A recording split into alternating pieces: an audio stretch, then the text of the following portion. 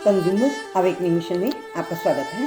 Friends, आज हम चर्चा कर रहे हैं इंश्योरेंस के एक ऐसे केस की जिसको आप टेक्निकली बड़े ध्यान से देखिए, क्योंकि इसमें एक्सीडेंट बेनिफिट पॉलिसी है और इसमें पॉलिसी का अमाउंट तो पे कर दिया है और एक्सीडेंट बेनिफिट का पे नहीं किया है। ये मैटर सुप्रीम कोर्ट ने डिसाइड किया है और ये डिस्ट्रिक्ट कोर्ट से स्टेट कमीशन में पहुंचा, स्टेट कमीशन से नेशनल कमीशन में पहुंचा और नेशनल कमीशन के बाद सुप्रीम कोर्ट में आया और इन तीनों स्टेजेस पे अलग अलग निर्णय हुए और अंततः सुप्रीम कोर्ट ने इसमें क्या टेक्निकल इशू ढूंढा और क्यों ऐसा किया, ये जानने की बात है। Hello everybody, I am doctor Premlata, retired जज फ्रॉम कंज्यूमर कोर्ट।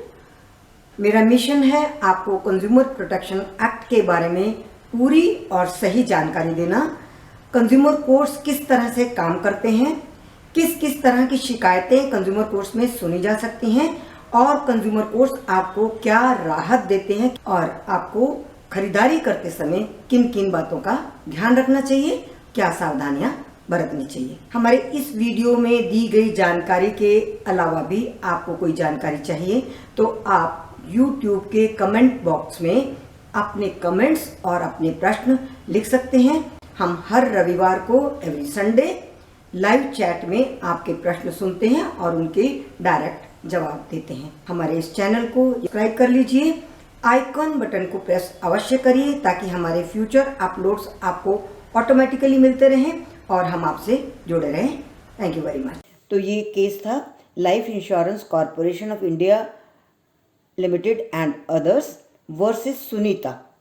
इस केस में प्रदीप कुमार ने 14/11/2011 को जीवन सुरक्षा योजना के अंतर्गत अपनी पॉलिसी करवाई 3,75,000 की और इसके साथ एक्सीडेंट बेनिफिट पॉलिसी भी थी जिसमें इन केस ऑफ एक्सीडेंट 3,75,000 और दिया जा सकता है। इन केस ऑफ डेथ तो 3,75,000 मिलेगा और एक्सीडेंट से डेथ होती है तो 3,75,000 इन एडिशन टू मिलता। तो ये था पॉलिसी की टर्म्स एंड कंडीशंस। इस केस में पेमेंट 6 मंथली की जानी थी। 14 अक्टूबर 2011 को 6 महीने बाद प्रीमियम ड्यू हो गया और प्रीमियम पे नहीं किया गया, मीनिंग देयर बाय 14 अक्टूबर 2011 को जो प्रीमियम देना था वो नहीं दिया गया। 6 मार्च 2012 को प्रदीप कुमार का एक्सीडेंट हो जाता है। एक्सीडेंट होने के बाद उनके प्रदीप कुमार ने अपनी पॉलिसी को रिवाइव करवा लिया बिना इंफॉर्मेशन दिए कि उनका एक्सीडेंट हो गया है और 9 तारीख को 9 मार्च 12 को उनकी पॉलिसी रिवाइव हो गई। पर अनफॉर्चुनेटली 21 मार्च को इसी एक्सीडेंट के कारण उनकी डेथ हो जाती है। डेथ के बाद उनकी पत्नी सुनीता ने क्लेम फाइल किया, क्लेम रिजेक्ट हो गया और रिजेक्ट होने के बाद सुनीता डिस्ट्रिक्ट कोर्ट में गई। डिस्ट्रिक्ट कोर्ट ने जो LIC कंपनी का रेडी रेकनर है उसके आधार पर उनकी रीड करते हुए उनके क्लेम को पास कर दिया। अब इंश्योरेंस कंपनी स्टेट कमीशन में जाती है। स्टेट कमीशन ने क्लेम को रिजेक्ट कर दिया और LIC के फेवर में ऑर्डर किया। अब फिर नेशनल कमीशन में रिवीजन पिटीशन फाइल होती है। नेशनल कमीशन भी डिस्ट्रिक्ट कोर्ट के ऑर्डर को ही होल्ड करता है और क्लेम पास कर देता है, ऑर्डर करता है कि इंश्योरेंस कंपनी क्लेम को पास करे। Now matter comes to Supreme Court. अब सारी चीज़ों को ध्यान से देखा गया। सुप्रीम कोर्ट का क्या मानना था? सुप्रीम कोर्ट का ये मानना था कि 2 चीज़ें हैं। एक तो मटेरियल फैक्ट हाइड किया, non disclosure of material fact था कि इन्होंने ये बताया ही नहीं कि एक्सीडेंट हुआ है। प्रदीप कुमार ने अपनी पॉलिसी को रिवाइव कर लिया, फाइन देकर या जो भी प्रीमियम था, प्रीमियम के साथ जो भी जितना डिले हुआ था उसका फाइन देकर अगर रिवाइव कर लिया तो वो वहाँ तक ठीक था, क्योंकि प्रदीप कुमार जीवित थे और जीवित रहते अपनी पॉलिसी को वो रिवाइव कर सकते हैं।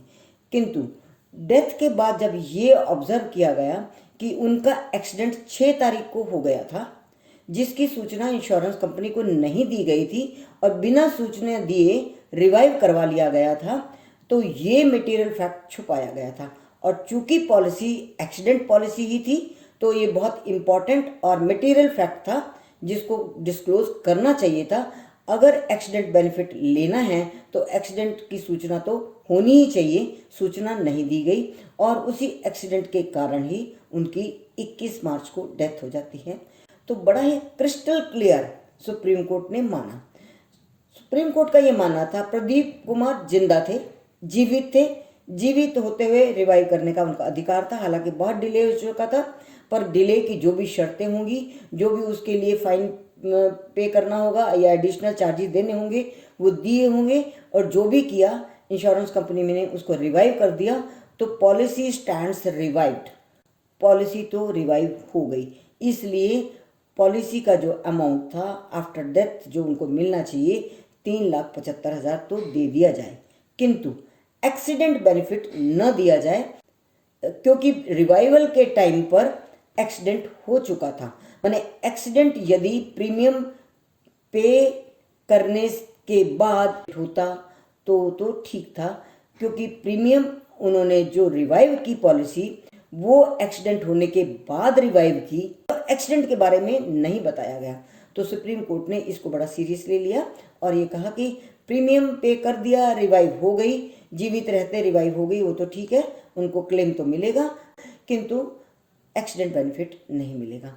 तो फ्रेंड्स, इसमें नोट करने की बात यह है, बहुत क्लियर किया सुप्रीम कोर्ट ने, प्रीमियम पे करके पॉलिसी अगर रिवाइव हो गई है और व्यक्ति जीवित है तो रिवाइव होना सही है।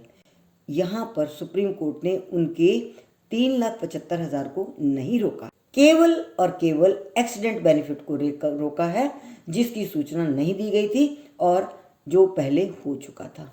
तो फ्रेंड्स, ये बहुत बारीक विश्लेषण है इंश्योरेंस कंपनी के रूल का, इसे ध्यान में रखिए और फिर हमारे साथ बने रहिए। हम इसी तरह के नए इशू को लेकर फिर आएंगे आपसे। हमारे चैनल को यदि सब्सक्राइब नहीं किया तो सब्सक्राइब कर लीजिए, आइकन बटन को ज़रूर दबा लीजिए, ताकि हमारे फ्यूचर अपलोड्स आपको रेगुलरली मिलते रहें और हम आपके साथ बने रहें। हमारे वीडियोज़ को अधिक से अधिक शेयर करिए ताकि सब लोगों को इसका लाभ मिल सके। Thank you very much.